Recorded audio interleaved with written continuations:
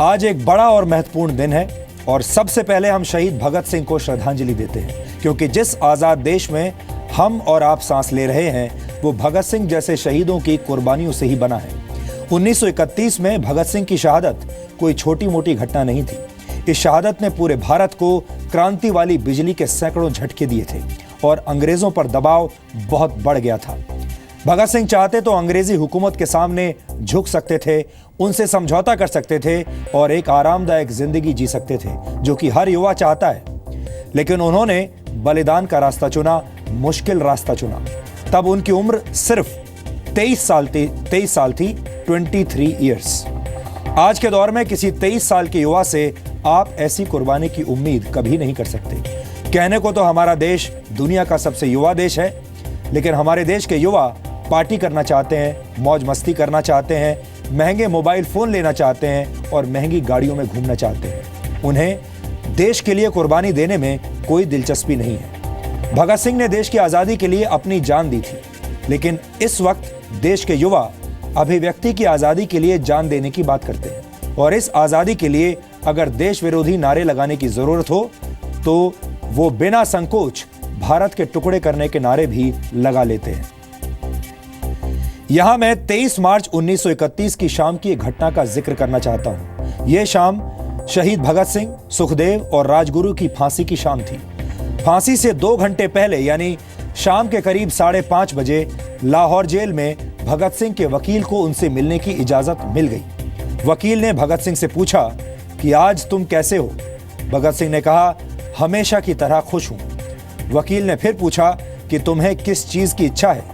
इसके जवाब में भगत सिंह ने कहा कि मैं इस देश में दोबारा पैदा होना चाहता हूं। यह सच है कि ऐसे महानायक सदियों में एक बार ही जन्म लेते हैं, लेकिन उनका संघर्ष, उनके विचार, उनका अमर बलिदान हमेशा जिंदा रहता है। जब तक ये देश रहेगा, शहीद भगत सिंह, सुखदेव और राजगुरु देश के दिल में हमेशा जिंदा रहेंगे।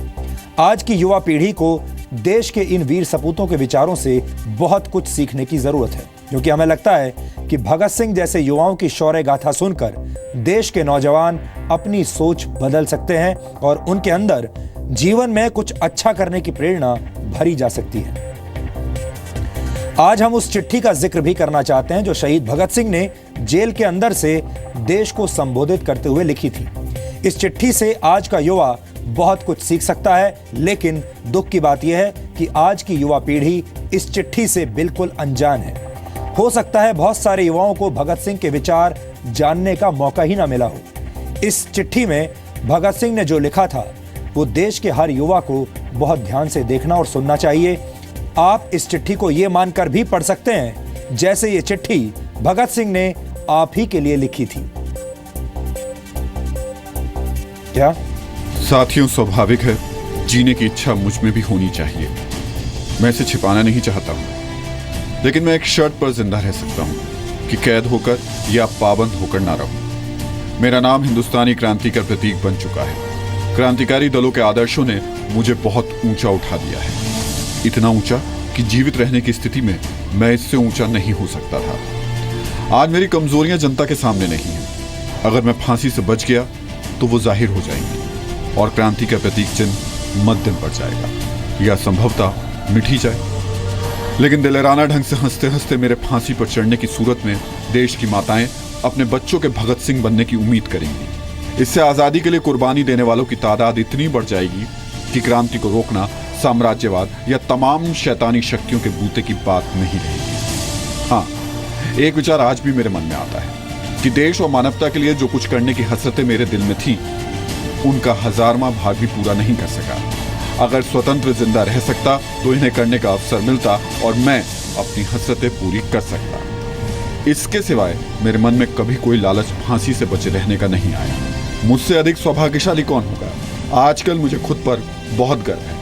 अब तो बड़ी बेताबी से अंतिम परीक्षा का इंतजार है। कामना है ये और नजदीक हो जाए। आपका साथी भगत सिंह। शहीद भगत सिंह को जब फांसी दी गई थी तब उनकी उम्र सिर्फ 23 साल थी। अपने तमाम सपनों की भीड़ में भगत सिंह ने देश की आजादी के सपने को सबसे ऊपर रखा और इस सपने के लिए वो अपनी जान देने से भी पीछे हटे नहीं। भगत सिंह अगर चाहते तो अंग्रेजों से माफी मांगकर जिंदा रह सकते थे। वो चाहते तो सिर्फ अपनी भलाई के बारे में भी सोच सकते थे, अपनी जिंदगी के बारे में सोच सकते थे, लेकिन उन्होंने ऐसा नहीं किया। और यही वजह है कि शहीद भगत सिंह देश के युवाओं के लिए एक बड़ी प्रेरणा है।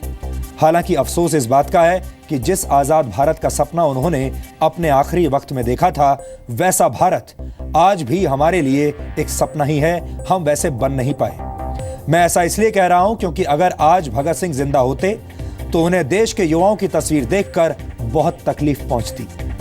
हमारे देश में 18 से 35 वर्ष की उम्र के 42 करोड़ लोग हैं। शहीद भगत सिंह के सपनों वाला भारत बनाने की राह में बेरोजगारी सबसे बड़ी समस्या है। सरकारी आंकड़ों के मुताबिक हमारे देश में 31 दिसंबर 2015 तक 15 से 29 वर्ष के 2 करोड़ 46 लाख युवा ऐसे थे जो काम करने के लायक होने के बावजूद बेरोजगार थे। शहीद आजम भगत सिंह ने कहा था कि अशिक्षा मानवता की दुश्मन है। अभी हालात ये हैं कि दुनिया में सबसे ज्यादा अनपढ़ वयस्क भारत में है। संयुक्त राष्ट्र की रिपोर्ट के मुताबिक भारत में अनपढ़ वयस्कों की आबादी करीब 28 करोड़ 70 लाख है। अलग अलग रिपोर्ट्स के मुताबिक करीब 7 करोड़ 32 लाख युवा शराब और ड्रग्स का सेवन करते हैं। इनमें से ज्यादातर युवाओं की उम्र सिर्फ 18 वर्ष है। Post graduate institute of medical education and research की रिपोर्ट यह कहती है कि भारत में 16 से 25 वर्ष की उम्र के युवाओं में ड्रग्स लेने की प्रवृत्ति लगातार बढ़ती जा रही है। भगत सिंह ने आजाद भारत में भ्रष्टाचार की कल्पना तक नहीं की होगी, लेकिन हकीकत में भारत आज पूरी दुनिया में भ्रष्टाचार के मामले में 79वें स्थान पर है। भारत का युवा देश की तरक्की में नहीं, महंगे महंगे गैजेट्स के इस्तेमाल में व्यस्त है। 25 देशों के युवाओं पर किए गए एक ऑनलाइन सर्वे में यह बात सामने आई थी कि भारत के 95% युवा गैजेट्स को अपनी जिंदगी का सबसे अहम हिस्सा मानते हैं और ज्यादातर युवा इन्हीं गैजेट्स की वर्चुअल दुनिया में खोए रहते हैं। उनमें देश के लिए कुछ बड़ा करने की कोई इच्छा नहीं है। इसी सोच की वजह से आज के युवा हमारे समाज से और देश से कटे हुए हैं। आज के युवाओं में से बहुत से युवा नशे में डूब चुके हैं। वो दोस्तों के साथ पार्टी करना चाहते हैं, कम से कम मेहनत करके ज्यादा से ज्यादा पैसा कमाना चाहते हैं और हमेशा शॉर्टकट्स की तलाश में रहते हैं। आज का युवा जिम जाकर अपनी बॉडी बनाना शान की बात समझता है, लेकिन जब सड़क पर किसी लड़की या महिला से छेड़छाड़ की घटना होती है तो वो चुपचाप तमाशा देखता रहता है। कई युवा ऐसे भी हैं जो लड़कियों पर तेजाब फेंकने में अपनी बहादुरी समझते हैं। इन भटके हुए युवाओं में वो लोग भी शामिल हैं जो देश विरोधी नारे लगाते हैं और जब तक भारत इन समस्याओं की बेड़ियों से आजाद नहीं हो जाता, तब तक भारत को शहीद भगत सिंह के सपनों का भारत नहीं कहा जा सकता। शहीद भगत सिंह, राजगुरु और सुखदेव को सच्ची श्रद्धांजलि तभी दी जा सकेगी जब भारत का युवा अपनी सोच बदलेगा। इसीलिए आज हमने शहीद भगत सिंह के पैतृक गांव से लेकर दिल्ली विश्वविद्यालय के उस तहखाने का सच आप सबके सामने रखने का फैसला किया है, जहां अंग्रेजों ने भगत सिंह की देशभक्ति से डर कर उन्हें कैद करके रखा था। लेकिन दुख तब होता है जब दिल्ली विश्वविद्यालय में भगत सिंह को कैद करके रखा जाता है और फिर इतने वर्षों के बाद 2017 में उसी दिल्ली विश्वविद्यालय के कॉलेज में अभिव्यक्ति की आज़ादी की मांग उठती है और वहां पर मौजूद छात्र कहते हैं कि उन्हें अभिव्यक्ति की आज़ादी चाहिए, इस बात की आज़ादी चाहिए कि वो देश विरोधी नारे लगा सकें, उन्हें देश विरोधी नारे लगाने की आज़ादी चाहिए और इसी आज़ादी को वो अभिव्यक्ति की आज़ादी चाहते हैं। उसी दिल्ली विश्वविद्यालय में ये भी होता है। आज हम आपको उस जगह पर भी लेकर चलेंगे जहां शहीद आजम भगत सिंह, राजगुरु और सुखदेव का अंतिम संस्कार किया गया था, क्योंकि आज देश के लिए दी गई सबसे बड़ी शहादत के बारे में बात करना हमारा दायित्व है, हमारा फर्ज है और हमें उम्मीद है कि हमारी ये रिपोर्ट देखकर देश के युवाओं की सोच में एक सकारात्मक बदलाव जरूर आएगा।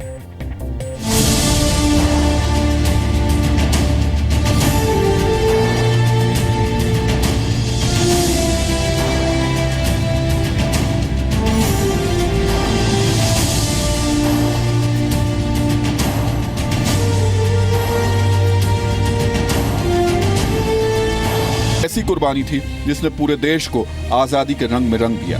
भगत सिंह, सुखदेव और राजगुरु की शहादत को कोई नहीं भूल सकता। ये शहीद देश की हर सांस में जिंदा है। इस देश की यादों में सरदार भगत सिंह हमेशा जिंदा रहेंगे। आजादी का ऐसा महानायक पहले कहीं और न देखा गया न सुना गया, जिसने सिर्फ 23 साल की उम्र में ताकतवर अंग्रेजी हुकूमत की जड़ें हिला दी थी।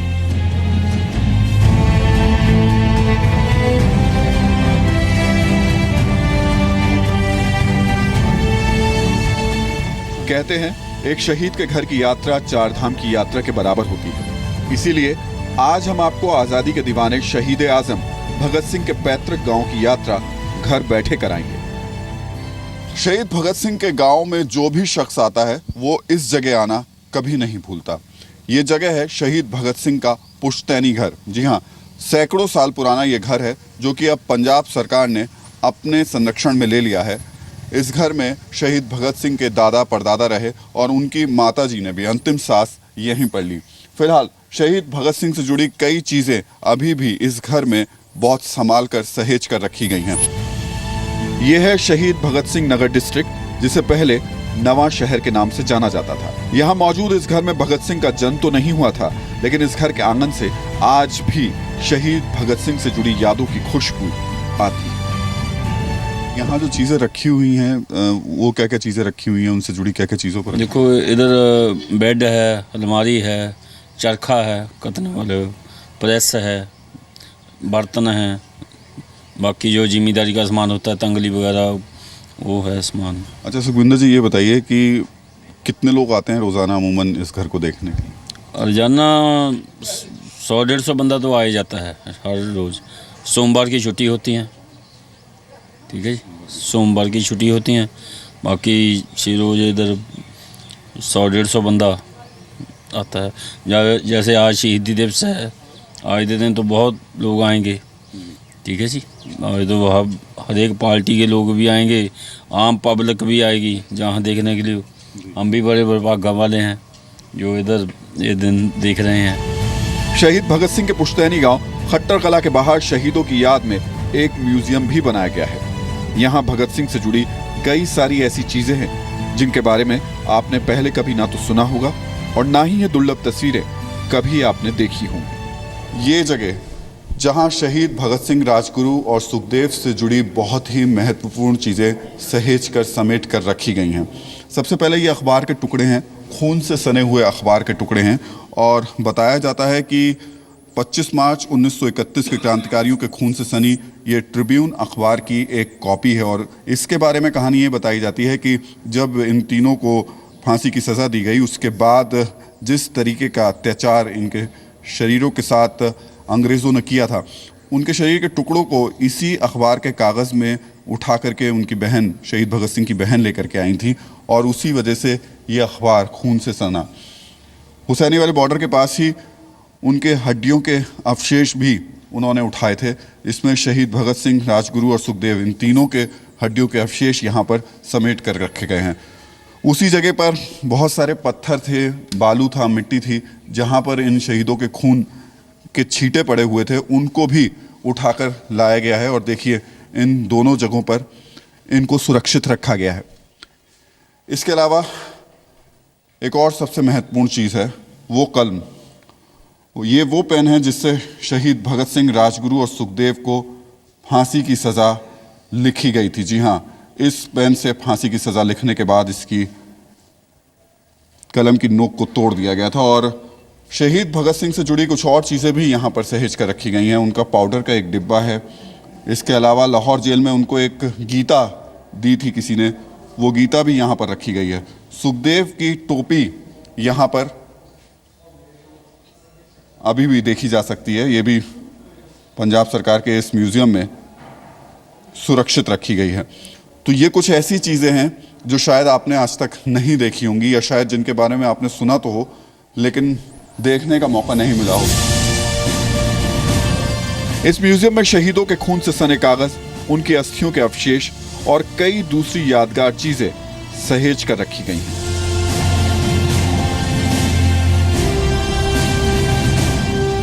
शहीद भगत सिंह का नाम अंग्रेजों के लिए साक्षात यमराज का दूसरा नाम था। इसका एक जीता जागता उदाहरण मौजूद है देश की राजधानी दिल्ली में। दिल्ली विश्वविद्यालय के वाइसरीगल लॉज के नीचे मौजूद यह तहखाना अंग्रेजों के डर की सबसे बड़ी निशानी है। सेंट्रल असेंबली में बम फेंकने के केस की सुनवाई के दौरान शहीद भगत सिंह को इस तहखाने में कैद करके रखा गया था। अंग्रेजों को डर था कि अगर शहीद भगत सिंह को जेल में रखा गया तो बाकी युवा भी उनके विचारों से प्रभावित हो जाएंगे।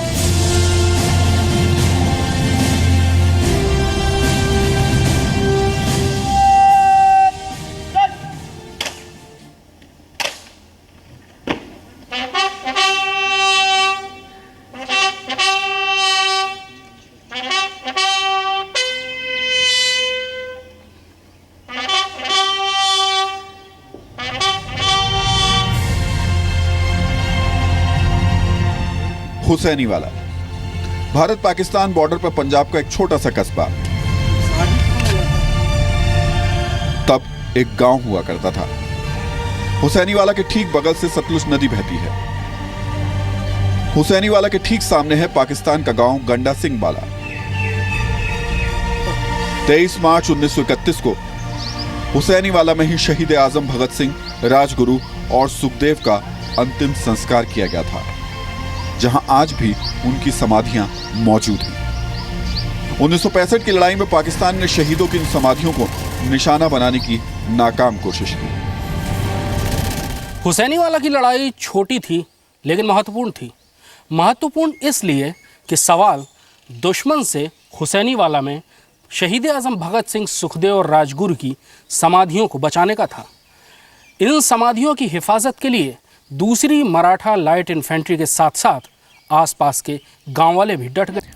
आज की इस पूरी रिपोर्ट का सार यह है कि आपको यह नहीं पूछना चाहिए कि देश से आपको क्या मिला, देश आपके लिए क्या कर सकता है, बल्कि आपको खुद से यह सवाल करना चाहिए कि आपने देश के लिए क्या किया, आप अपने देश के लिए क्या कर सकते हैं। भगत सिंह भले ही हमारे बीच में नहीं है, लेकिन भगत सिंह के विचार आज भी जिंदा हैं। उनके विचारों से देश का युवा बहुत कुछ सीख सकता है और 21वीं सदी में एक नए भारत का निर्माण कर सकता है।